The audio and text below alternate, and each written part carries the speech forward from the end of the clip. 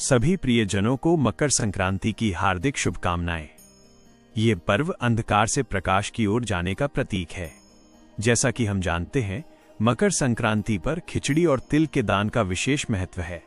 शास्त्रों में कहा गया है कि जब व्यक्ति अपने अभाव में भी दान करता है तो वो दान सीधे ईश्वर के हाथों में पहुंचता है।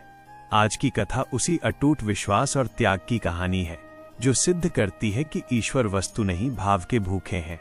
मित्रों, इस अद्भुत कथा को सुनने से पहले अपने विचार और भक्ति को व्यक्त करते हुए नीचे कमेंट में ओम सूर्यदेव नमः और जय गंगा मैया जरूर लिखें। आपकी ये भक्ति हमारी इस यात्रा को और भी अद्भुत बनाएगी। इस वीडियो को कम से कम 3 ऐसे अपने लोगों के साथ जरूर साझा करें जिन्हें आप अपने जीवन में सबसे ज्यादा मानते हैं, क्योंकि हो सकता है आपकी एक शेयर से किसी की जिंदगी में मकर संक्रांति पर्व का दिव्य प्रकाश उतर आए। साथ ही यदि आप हमारे चैनल पर नए हैं तो अभी सब्सक्राइब करें और घंटी के बटन को दबाएं ताकि आप हमारी हर नई भक्ति यात्रा का हिस्सा बन सकें। कथा का आरंभ। ये कथा है गोदावरी नदी के तट पर बसे एक छोटे से गांव सूर्यपुर की। इस गांव में सूर्योदय का दृश्य इतना मनोरम होता था कि लगता था साक्षात नारायण आकाश से झांक रहे हों। इसी गांव में एक गरीब बुनकर रहता था जिसका नाम था माधव। माधव और उसकी पत्नी सुधा का जीवन घोर दरिद्रता में बीत रहा था।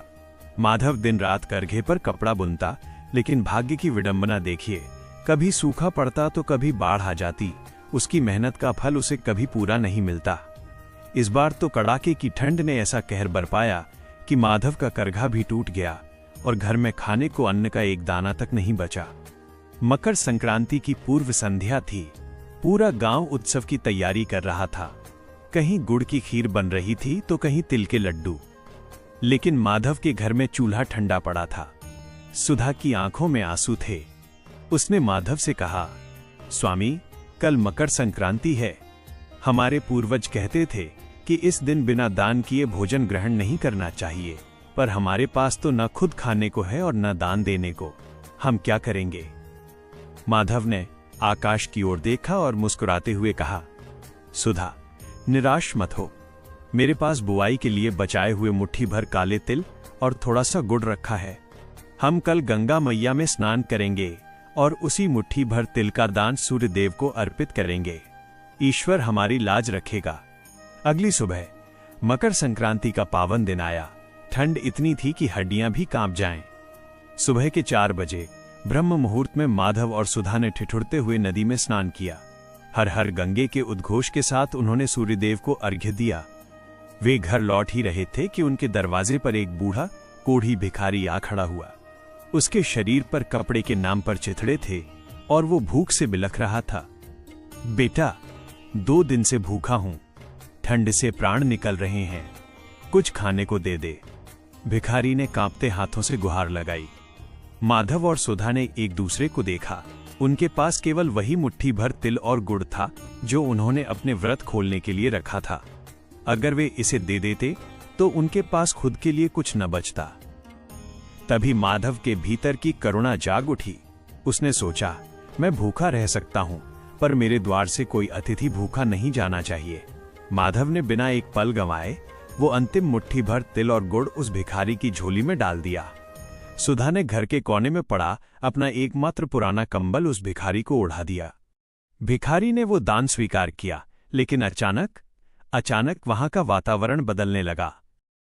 देखते ही देखते वो बूढ़ा भिखारी एक दिव्य प्रकाश पुंज में बदल गया। वो प्रकाश इतना तीव्र था कि माधव और सुधा को अपनी आंखें बंद करनी पड़ी।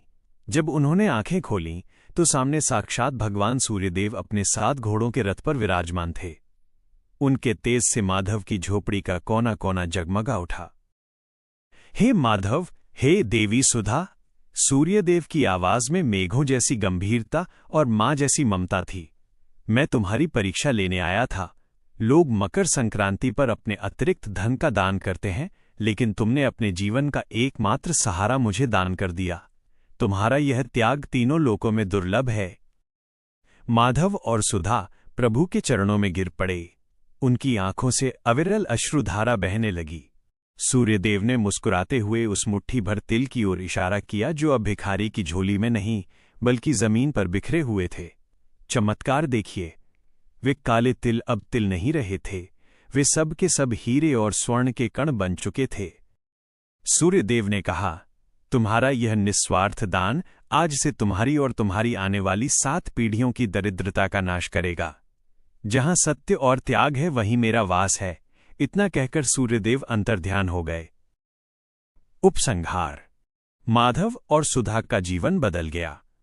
उन्होंने उस धन से पूरे गांव में अन्न क्षेत्र खोला और जीवन भर दीन दुखियों की सेवा की।